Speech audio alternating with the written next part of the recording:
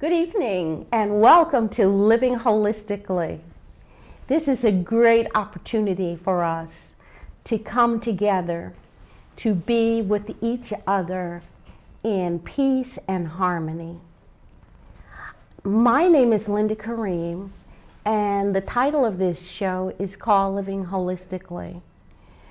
We're all living in the matrix. And because we're living in the matrix, it's a limited, finite opportunity. It's a microcosmic view into a subject that I'm fascinated with, and it's called true love, really. True love and the family. True love and the matrix. True love as the school of engineering a family life and putting all the pieces or elements together to tell a success story. And so in most sitcoms you find that a story is woven in a living room, in a home somewhere. And this home has four corners. And these four corners represent the 90-degree angles of life. These 90-degree angles, these four corners, represent the 360 degrees of consciousness. So we're just looking at what happens after you fall in love. What happens when you have this vision of having a romantic affair with the person that you have chosen to be your mate, to form a divine family unit called true love. This is beyond infatuation or a romantic affair. Of course, the word romance comes from the root word of being Romanized. And we want to back up from that word. We want to back up from that European paradigm and move into a universal paradigm of love, peace, and harmony and bliss. But it requires a lot of knowledge. You can just not fall in love. You have to ascend to love, to come into love, to be calibrated with love. It's a divine expression, and in it is a lot of math, a lot of science, a lot of reality. Because true love means that you're in the perfect, healthy state. You're at your best. You're at your highest and greatest level of performance.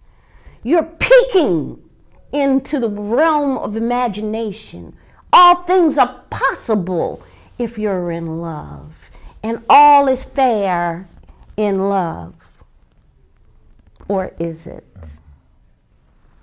This evening, we have two guests. One, Mr. Ambassador of Peace, Living for the Sake of Others, Dr. Jimmie Pratt. Hello, everybody. And we have a new guest, Father Adrien Bayo of the International Family Center here in Richmond. Hello, everybody. Aren't you excited about being able to talk to the community with no feedback, with no interruption? Of course. First of all, it's a joy of mine to be here today, to be with our esteemed host, Dr. Karim, and sharing a very important, critical topic, about love. Everybody seems to want love. Everybody seems to think they're in love. Everybody wants to love somebody. However, do we really understand the nature of love, as I hear you? And I think it's a very important subject because it is primary to our being. We all come from quote-unquote love because two persons, a male and a female, somewhere decided that they loved each other, and out of that came all of us. All right, was it really love or magnetism? That's a good question right there. Was it really something that was, is it because the man saw something that the woman had that he wanted? Or the woman had something that the man wanted? Well, something had to spark that attention, and usually it's physical before it's love, right? But once you meet the person that you really want to be with, and you sit down and you have that conversation with them, and then you want to see them again and again and again, and then you don't have to ask anybody, whether that person was designed for you or not. It's interesting because as we talk about love, there's instances where persons say there's love at first sight. You just met the person and somehow you feel beyond attraction, you feel like you know this person and I found my soulmate at first sight. And there's the other, which is again based on the environment, which helps give you choice, either based on external attributes or sometimes just, let's say, cultural situations where you are the age that you need to get married, and maybe you think it's love, but you're just growing, and cultures have set a certain age once you reach 12 or 13, and so it's a very important question for us to really help people understand what is really love in its fullness and in its different parameters. And then in its overarching parameter to as a universal force, but yet as a force that is needed to create relationships. So why do people so-called fall in love? That's the one of the statements we need to clarify. Do we fall in love, as Dr. Linda said? That alone suggests something, that you stumbled into something. When you fall, you fall into something like blindly, so just stumbling. But the other word you used was, we should ascend. You should ascend to the call of love. Amen. You should be inspired by it because songs have been written. Yes. Dances have been danced. Music, melodies, health and well-being. They said when you're in love, maybe that has a lot to do with springtime. But when you're in love, your health is improved. Exactly. Your prosperity shows up. You find unique ways to go on, just reasons to be together and to expand your life. And you're stimulated, you want to write love letters. I'll give you an example. I have 4 sons, and all of them had girl admirers. And all of the girls that admired them wrote letters. And so love inspires writing, right? Creativity, drawing, poetry, right? Okay? Right. So that's why I say love is ascending, And I noticed one thing. Every letter seemed to be written by the same person. Every letter said, when I first saw you, I couldn't take my eyes off of you. I knew you were the one for me. When I couldn't sleep at night, I didn't know how to say, approach you.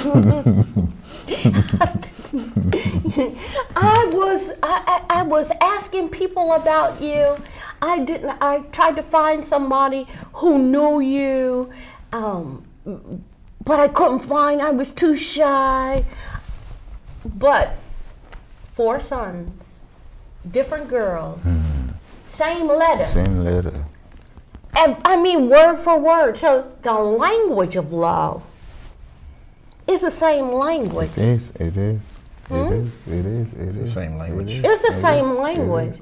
And with a few twists and turns, everyone that wrote those letters, and there were many, because the ratio of male to female in the indigenous community is 75 to 1. For every one black male, he's being pursued. 75. By 75 people from all over the planet. Hawaiians, the Filipinos, Chinese, Japanese women, they are after this prime real estate, called the indigenous original man of the planet Earth. I knew there was a difference, but I didn't realize it was 75 to 1. It's 75 to 1. As she shares that, the ratio, it reminds me of how we all, back to the language of love that we all long for, we all are seeking. And so you see that language is prevalent in every young person. When I first saw you, and the timidity, I didn't know how to approach you. Right. We all, it shows that fundamental ingrained spirit that we all have, that longing, that wanting love, that force, that attraction that we can't resist. And that again tells us something, because in the philosophy and religious philosophy I aspire to, we say God is love. So this puts love in this realm, this invisible universal force that everybody is seeking. Everybody is attracted to, the universal force. Those who call it God are attracted. Everybody is seeking it. And so it's a beautiful thing, but has to be understood. Just like God, we are still seeking to understand that universal force, but it is love. But yet we must understand love. And so, how we as persons who are using language help break down, the ability to help our young people again to see that, there's nothing wrong with that, but then how to help them understand love and how to grow with it, how to not abuse it, express it properly. When at the right times, with its parameters.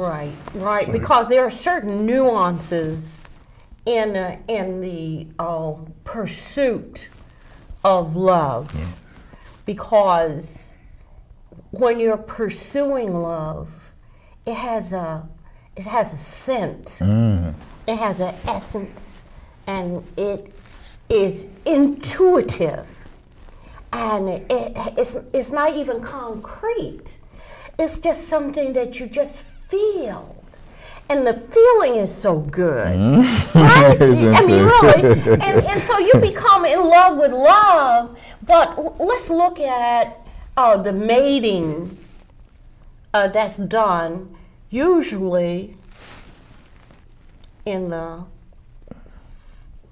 season when deer and turtles and birds and bees, we can use all of these examples. Everybody is in love. Everybody is in love. Everybody, snakes, alligators, and so we get a lot of examples of chickens and eggs and roosters and all kinds of things, you know, pursuing this thing in the presence of love.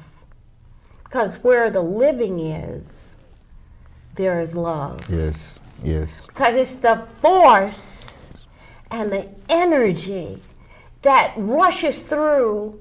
We just planted a cherry tree, a peach tree. And the first thing we knew, the tree was blossoming. And it was sending out a beautiful scent. And now the leaves are in. But this, you can see love expressing itself through nature. And it also is a driving force for the human being to procreate and recreate and establish a family. And the cherry tree has to have another tree in order to cross-pollinate. So there's two again. So there's man and woman, right? So I don't know how that works out with the tree, but you know, with the cherry tree, she got one on. But anyway, I'm not going to try to explain it, but I know that with the cherry tree, you have to have two. Some trees you don't, but the cherry tree is one of them that you do in order for your cherries to come out nice and sweet. But you have to have a bee. A bee. Right? Something You have to have a pollinator. Is he the carrier? It's the carrier. Because right around this time of year, what happens is that sperm is, we call it pollen, but it is the sperm Same thing. of all the plants. Whoa! And it's everywhere. You know it's everywhere. It's on your windows, it's on your car, and you're breathing in this very, very potent sperm life force. Because you can take an area and till it, and it looks like, after you till the soil, it looks like there's nothing there. You know, no plant life, nothing. It's just dirt. You turn your back, and thousands of weeds, seeds, all kinds of species of plants have sprung up in that till soil. And so I'm looking at what effect does the universal law, if we see that happening physically, what happens mentally when we see these thoughts of love come across our minds, hearts, and soul, and we yearn for this love. We learn for this light. We yearn for this energy. We yearn for the power. We contemplate it, and we're preoccupied with the one that's coming, the one that's coming, the unexpected one, the Messiah, the anointed one, the blessed one. And that's what happens when nature takes its course and has its way. It is pro-life. Always. Like the word prosperity. The word is pro-spirit. You want to be rich, but you have to be pro-spirit. And the prosperity comes with this loving, bouncing, optimistic, effulgent energy radiating out, saying, be and it is, be and it is. And you have an opportunity to grasp that opportunity to be with someone and maintain the love. Yeah, that's when that's the area that we need to work on. How do you maintain this high expectation of love and appreciation within a family unit after you say I do? Well, I think it starts, if we share on this, I believe it starts before you say I do. That's where, as you've been sharing, the school, the family becomes very important. When we look at the family as the school of love, a place where you help young people ascend into understanding the value of love, where you set the parameters of love, where the child knows how to reciprocate in giving as the parent does, as the parent teaches, where the child learns how to reciprocate with their sibling in a principled way. You know, that's my sister, that's my brother, and they respect each other, they respect the bodies. And if those parameters are not set at home about the respecting of the bodies and respecting of the self, that's where you find problem after somebody who claims to say I do. Because what are you really saying I do to first? Are you saying I do to this graduate, this person who's come out of a lovely family with good values? Or again, back to Dr. Jimmie's attraction philosophy, are you saying I do to just a pretty face and a long hair, or the parents' economical status because you have access to some of money? So there are all these nuances behind many marriages of persons who say I do in the morning and in the evening. They're at the divorce court, a different court. That means I don't. Exactly. I won't. I said I do to something else. I didn't really say I do to you. I said I do to that illusion, or you know, that material aspect of that. And so that's what happens in many instances where the love relationship or the marriage is not sustained, because in the beginning it wasn't founded on solid spiritual, true family values. The universal concept of living love is giving of itself freely, and then, you know, you receiving freely, and that cycle, it was based on some ulterior motive or personal selfish motive, and that will never last. That never lasts, you know, and so it cannot be, it can definitely not be sustained. So the pre-marriage education from the family, from the community, becomes very important before anyone, especially young persons, go before the community and say, I do. Because I think it's a very devastating situation to have two parents who love their children and who allow their children to marry at a certain point in time, and then 1 day later, 1 month later, 1 year later, after this great wonderful celebration that the villagers had, and now they're in divorce court. And you know, it's really so counter. That's why precaution, the preparation, I think it's so important. That is not so much emphasized these days. People concentrate on the wedding arrangement.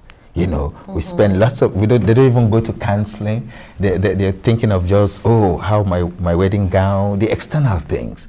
And they don't really, you know, they want no counseling. I'm in love, I love this guy. And you wonder, well, then if you really loved him or her, how come 3 weeks later, you know, finally, how come 3 years later, you know, finally, right, I think that there's a lot of misinformation out about the responsibility of setting up the most fundamental form of government. I like that word. It's the government. This is the only government we have. It's the family. Yes. Right? And so when we're looking at 360 degrees of consciousness, we probably need the input of our elders to define and support the young development of a family unit. And someone has to set up the parameters for this classroom called love. And so many times health is, and mental health is a very big issue. Language is another issue. Are we talking about romantic love, or are we talking about respect for each other, which includes not just your external presentation, but how are you presenting yourself in public. And as long as other people are watching, you have follow the decorum that's expected of you. But inside the house, you're wild. Inside the house, you call it one you love, bitch, and hoe.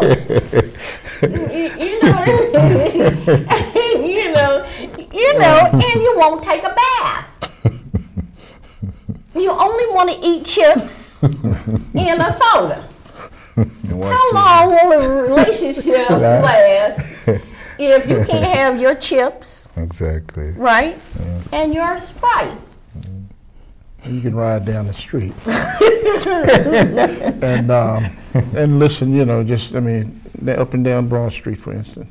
In the summertime when the weather's nice, the windows are down, and sometimes, you want to close your window because all the stuff that you're hearing from these other cars, and they're talking about the female anatomy, they got different shades and what they want from a female and all that stuff. And it just really, it gets under your skin, and you have to let your windows up because you don't want to hear it, be exposed to that. You don't want your children to be exposed to that. You can't even have a decent drive down the main strip of Richmond or in the park because you're going to be exposed to these things. And I don't want my children or my grandchildren at this stage to be exposed to any of that stuff because they get it and they retain it. And when children are small and they grow up, the first thing they hear, especially is Virginia's for lovers. So automatically they feel that little boys, they feel that they're lovers, right? So they grow up thinking that they're lovers. What is a lover? What is a lover? What is a lover? That's with no responsibility. With no responsibility.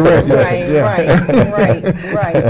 Or the responsibility that you are inviting somebody else's pride and pride of the family into an illicit relationship with no intent on being honorable or forthright. You're just a lover. You're a lover. You're a false lover. You're a false lover. That's why we have to we qualify love. So women are supposed to fall at your feet, right? Who are you? I'm a lover. No, all right. No, and that's the false love. That's why we living holistically qualifies love as true love. Right. Because unfortunately, words again, have been corrupted in such a way that we have to help revive and help people see the difference. Yes, I love you. Is it true love or that infatuation love or that false love? And so, it's back to such programs as we elders, should voice more of the wisdom of how they were able to respect themselves, what were their values, what allowed our elders to, in spite of difficult situations, especially within our indigenous communities, we African Americans and others who were brought here under stringent circumstances, inhuman circumstances, couples still held together. That's what we can call true love, because they went beyond the physical attraction. I don't think there was so much attraction in watching your husband being all the scars on his face, being beat, and but yet you still caressed him at night, beat him down, and there was that type of deep love which was beyond the emotions that we see today. So the elders, again, like you say, the village should play a part, and once the village mentality is missing, and means the elders are missing from the public square, the elders are not speaking up. So prayerfully, elders, like quote unquote, elder is not just somebody who has gray hair, persons who maybe possess a little insight into this universal force called love, come and share, to help the young person say, hey, this is not the way the universal creator created you more than this? Because, you know, one thing that I know is that infatuation lasts about 6 to 8 weeks. That long? You can't stay. You can't be a ballerina and dance on your toes, longer than 6 weeks. And you have to really put on some flat shoes and get grounded. Now, this is the dance. This romantic love is probably just enough to inspire you, but it could be the physical environment that's affecting you, just like it affects all of creation.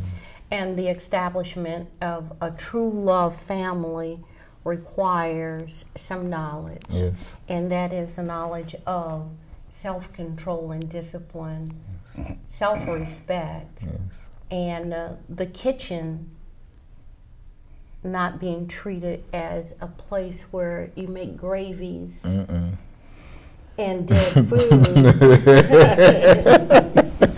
Gravies with that. The killing zone. The killing zone is like macaroni and cheese. The pork ribs. With pork ribs and entrails.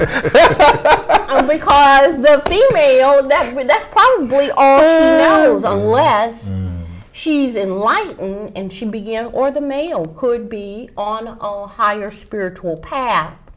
And so the body is being treated not as a thing of pleasure, because the strongest desire, this is what Malcolm X said. He said, someone asked him, what was the strongest desire in a human being? And Malcolm said, the desire to eat. Because you can take a naked woman, right?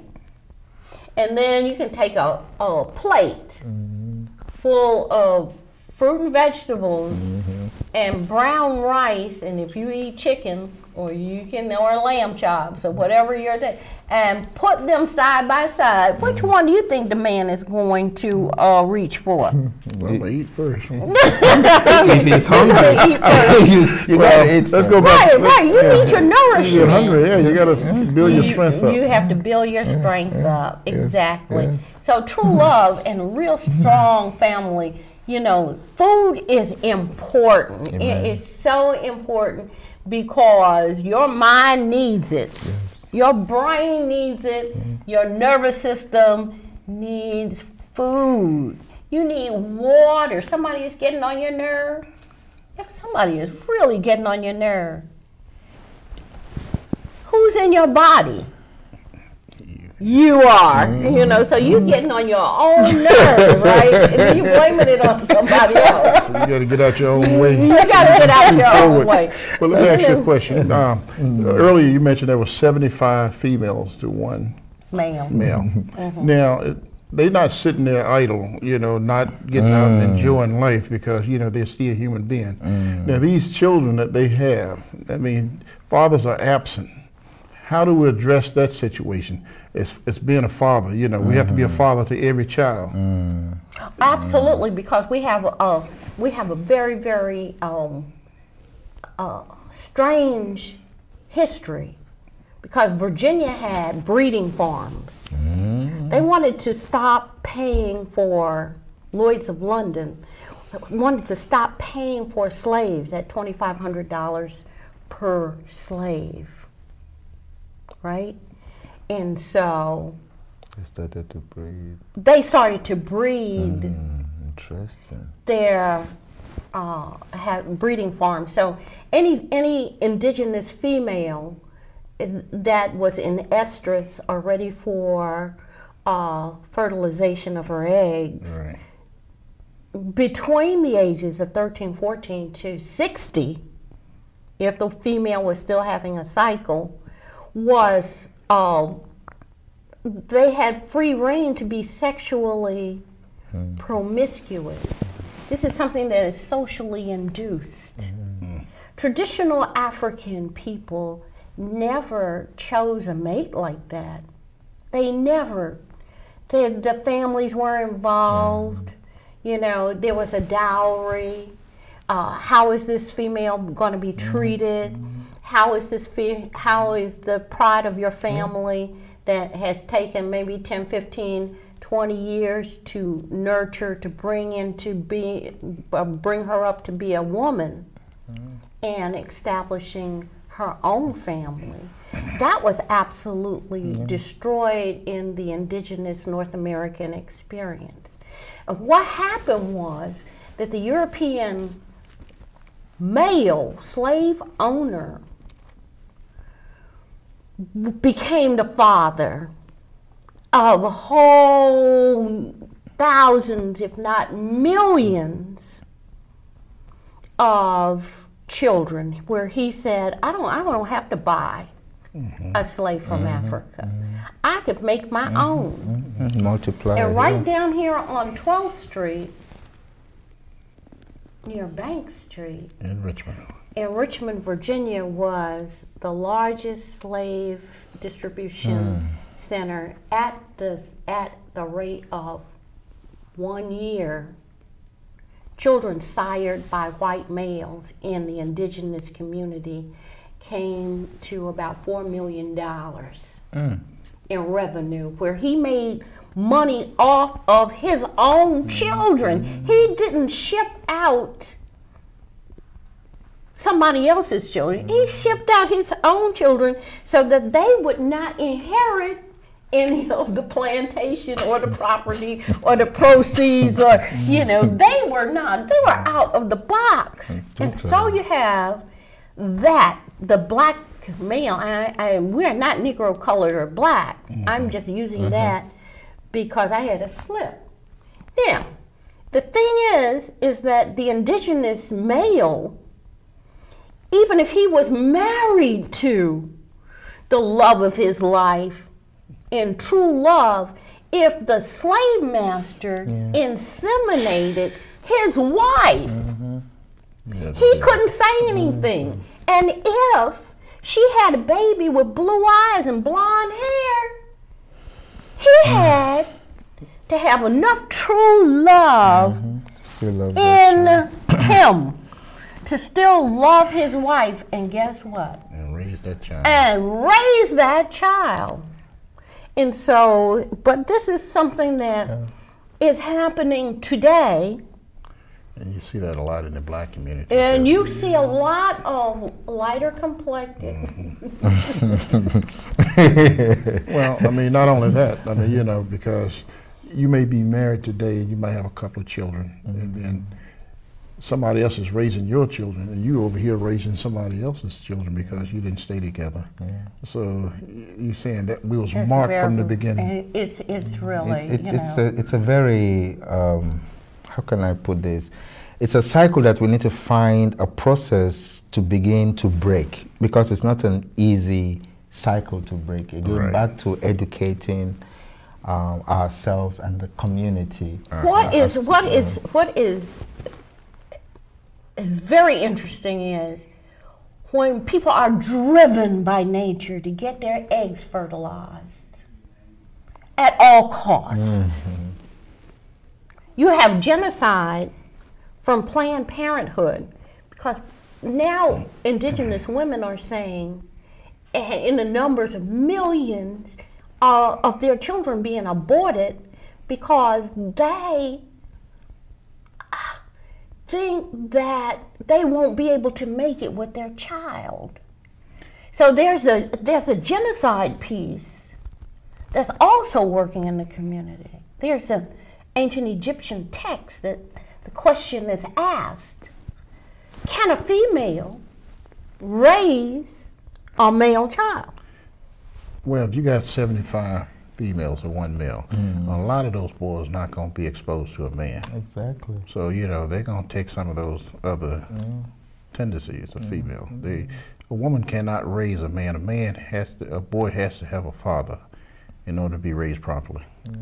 That's why I say it's a vicious cycle with that type of figures, and we pray that those figures are becoming less, because if not, those figures only suggest a propagation of the same unfortunate male dominance system instead of the balancing of what we call true love, the male and the female. Because when you have one male that has access to quote-unquote 75 females who definitely are not nuns. Right. And even if they were nuns, we know what nuns do sometimes. Right. You know, we all have that, we all have that divine force to procreate. Right. And so it's a very serious question you ask when the ratio is imbalanced. Right. Because things now, it goes into a question of how do you sustain a community with the right values?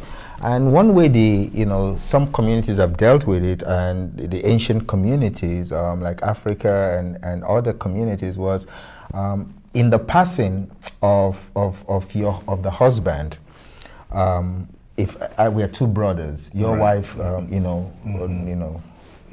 to the spirit world, I become responsible to take my daughter, my sister in. She becomes now my wife. Your wife becomes now my wife because you've gone to the spirit world. And so many traditions, that's how they kept that going, to still sustain some values. They didn't expose her to another man or something like that. But when you have the ratio that is so imbalanced, it becomes a very serious situation, because those sisters, again, they are not nuns. They need, and so accommodation, as the text tells me, in the Torah, Yeshua says they had to give an injunction to allow certain things, and that is the reality of life. You have to then come in with a design to help break that cycle. And that's what I'm talking. How do we do that? How do we do that? It's not a simple thing. It's not an easy thing. It's going to take a lot of concerted effort, but deeply, mostly education. Because the question of can a female raise a male then comes into question. But a female, yes, now must raise a male. Because if she doesn't raise the male with the male values, not implanting the female values, that's where we have strong mothers. And that's why I'm so grateful for our African American mothers. No, seriously. They had to play the double role. A double role. And I just want to inject this. This is very, very important, because we hear in the ancient tradition that paradigm, that matrix of a matriarch.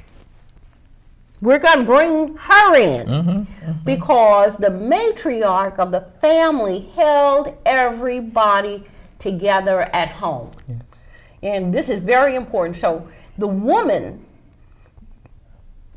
goes beyond the household, goes beyond her personal family, goes out into her neighborhood, because she's going to take these family values that she has initiated and has created this vortex of safety and refuge and stability, and has taken it into her neighborhood, and has taken it into her city, and has taken it into beyond the village.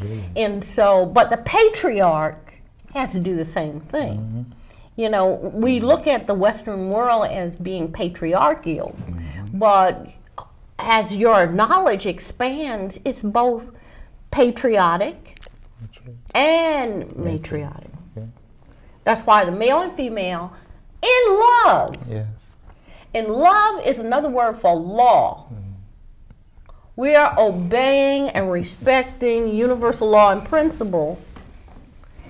And we know what those laws are. And in case people don't know where those laws are, if you bump into one, you will find out. You will get hurt. You're going to get hurt if you don't understand universal law and principle. If you think you're falling in love. You're falling in love. Falling in love. So, anybody who falls gets hurt. So what you're saying is a female can raise a young man. And but it's always good to have a father. It's not the ideal design. They're forced into raising because of the ratio. They're forced into raising that child. And of course, they do the best that they can. you know, because they're the only one. They have no choice. Yeah. But an ideal family is to have a male and a female, Yes, sir. and then you have your children. Yes, sir. And that's what, you know, that's the way God designed it Yes. for us to be, to have a Yes. complete family Yeah. in order for things to work out. Because, of course, I mean, I can try to do what a female can do if I'm forced to raise my boys or raise some daughters, and I got boys, but you know, if I'm forced to do that, I have to do the best that I can with what I have. And the same thing with the female, and it goes back to, I guess, the way they was raised. And if they have brothers and sisters and they watch their family and they see their father and their mother, you know, with the type of relationship that they had, then they can go back and say, okay, well, I know what my father did, so I know what my mother did, and I know what my father did. So they do with what they have, they do the best that they can. Because you know, the father and the mother are the first gods of that child. That child looks at the mother and the father, no matter what their faults are. Guess what? The child doesn't see any faults in the mother or the father. And the obedience to the mother and father, it says, honor your father and mother, that your days will be long upon the land which the Lord thy God giveth thee. So you obey your mother, obey your father until you grow up. And perhaps then you may see that, you know, your mother wasn't perfect. But we're all still immature. We're all still learning. We're all still growing. So, you know, we grow up and we gain knowledge, and then we use that knowledge to continue to teach our children. But even after they're of age, you know, you never stop. But I think that Dr. Pratt, you brought something up, that if you don't listen to your mother and father, the next place is the jailhouse. We don't want to go there. My uncle, who lived to be 105 years old, he said, if you don't obey your mother and father, they're the law keepers. They're going to tell you what's right and what's wrong, and how to conduct yourself. And most children will say, well, you ain't did it, but still you're the law keeper. Good afternoon. Thank you for calling. Thank you. Thank myself for calling. How you doing this afternoon? Late afternoon. You're welcome. I'm fine. Thank you. You have a question? I've listened to the gentleman on the end because he reminded me of my father.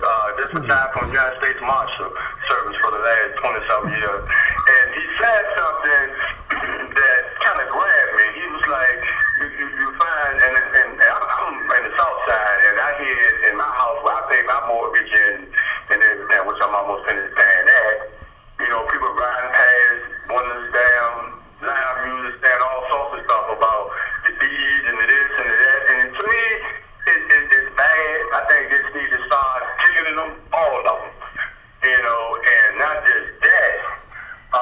Me personally, about the mother and father thing, you know, it's about you said you got to honor your mother. And most of these young cats, they don't. You know, and me, sometimes I might not drive. Sometimes I may catch the bus and guys on there cussing, older people on the bus, they cussing. They have no respect at all. That's right. I've been to Richmond 49 years. Right. And, you know, and I ride down Broad Street. I even hate going down Broad Street because it's bad. A lot of people hanging down there and they ain't got nothing to do with it. Walk up and down Broad Street. And like you said, playing loud music and stuff. And then the parents hanging off the tail. What woman want to date a man and I got to see his drawers from behind? That's just trifling. Most of them, it is what it is. It's mostly black folks. You might find a few whites here and there, but most of the Negroes walk around with the pants hanging off the tail and just trifling. What woman would want to have a daughter to date somebody like that? Y'all have a good day. Thank you. Thank you. Thank you very much. And that was interesting. Yeah, I mean, go back to, you know, riding up and down Broad Street. And I used to think it was the thing back in the day. Really? Because we didn't have all that. We had loud music, but you didn't have that kind of vulgarity. music. That what the music that you got now, only thing you can understand is the curse word. That's the only right, thing you because can understand. there's no language. There's no language. There's no language of communication. And so that really goes back to your mother tongue. Honoring your mother and father, because they are so instrumental in your psychological development. Honoring your father and mother because they gave you a backbone so you can stand up. Now, what happens when, unfortunately, a child is born and there's no true love in the family? Or if there's so little that the child doesn't have anything to hold on to, like even holding his pants up, is an issue. Good afternoon. Thank you for calling. How you doing? I'm great. I'm enjoying your show. I have a question. Yes. With the women being forced to raise a family without the male, and we look at our society today, and the black males are in dire strait, would you say that's contributed to the man not being in the house, and that in some cases the woman can raise a child, a male, but in some cases they can't? That's true. Okay. Again, I think like the caller is saying, and all persons would agree, the ideal situation is to have a man and a woman, a male and a female parent. Perfect family. That is the ideal. Yeah. And that is what the universal law of love subscribes to. That's what begat us. And it's unfortunate that human history has led us to this point where we are now really taking, maybe it's a good thing, we're finally taking parenting, true love, serious. And discussing these issues in a more public square. So without, again, the role models, the first role model, which is, again, we say God, which is the parent, the father and the mother. That's true. That is the number one role That's model. number one. The first teacher is the parent. And so if the parents don't know any better, this is where we really are. When the parents don't know any better and are being kind of squeezed out, we can say the system in a way is not so much in favor of this true parenting. We see the multiplication of this, what looks like lawlessness, people just doing what feels good to them, this relativism, driving up and down, trying to, So it's how do we, it's a very important question, how do we reverse this unfortunate culture we are in? Thank you, caller. Hello, love your show and worthy topic. Let me first go back to your analogy you used about the naked woman and the food. I'm not so sure I'd choose that food first. I have to find it out, but really I wanted to ask, is love defined differently along the lines of culture? Someone mentioned about in the motherland, if one of the spouse goes awry, then you have the whole family, the whole village to help. That's right. not to be true any longer here in this country. And is European love different? I know, they define love differently. Coming from Greek and all of that. So I'd just like to know what you think about that. Is it defined differently across different cultures? Do we look at it differently, or should we as African people look at love differently? Thank you very much. We should look at love differently because love is not anger, it's not full of fear, it's not full of doubt. It's about answering the call. Like, for an example, I'll give you one example. When a female whale is ready to reproduce, there are 4 or 5 sperm whales in 10 different parts of the ocean. But when she's ready, those sperm male whales will go and find her. They could be thousands of miles away. They can be thousands of miles away. So this is something innate in us. The other thing is that when we become responsive and responsible for what we're doing, calming down, becoming more purposeful, we know that a female does not ever raise a child alone. She doesn't. She might be saying, well, woe is me, he's gone, I'm by myself. But then guess who's there? Her aunt, her grandmother, her neighbor. She's dragging that little girl or that little boy to her friend's house. And so the solution is being family oriented. If there's somebody in your neighborhood that needs help, help them with don't take your money to church and make a donation. Let me tell you what you do. Go help that little girl out, 14, 15-year-old girl, pregnant, with no resources.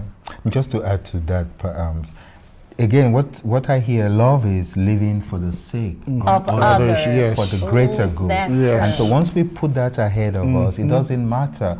All of us then would inherit that parental heart. Even when the father or mother is not there, we will try our best to do the right thing, because that's what love is about. It's purpose-driven. It's not just, using your body and your words, your language. It has a purpose.